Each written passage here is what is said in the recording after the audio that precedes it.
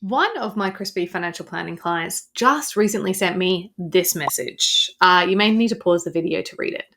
But basically, a potential new prospect of theirs had shared that in the process for preparing for their very first meeting, they did a deep dive into finding out just as much as they could about my client. And, when they shared this message with me, it didn't surprise me at all. I mean, when you're seeking financial advice, wouldn't you want to know exactly who you're going to be trusting with your personal information and with your hard-earned money, and know that there's that base level trust before you even meet them? So I like to liken the very first meeting to dating. Would you rather risk a blind date or be confident knowing that the person you're about to meet is, your style, your vibe, and that you can see a potential future with them? And of course, when you're doing that, you're going to stalk the heck out of someone, any potential suitors, before you even meet them. Right? So I think that people often forget that, financial planning and other service-based businesses are relationship-based. Yes, they're not romantic,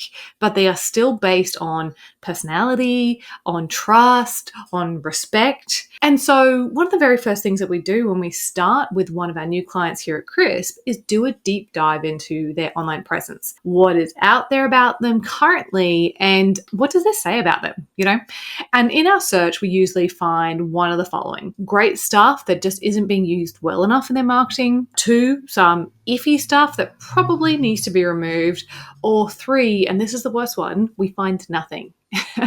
And whatever we find here informs our marketing strategies for our clients. So in this case, we have a strategy in place to leverage the really good work that is being done by our client through writing articles and socials and promoting their podcasts. And we do this so that when they're going to be searched for by a potential client, like in this case, we know exactly what they're going to find, and it's all going to be glorious, glorious stuff. And so my advice is to think about setting yourself up for the best possible first date ever with your client. So know your digital footprint and control it, because you just never know when your next date or when your next client is going to Google you.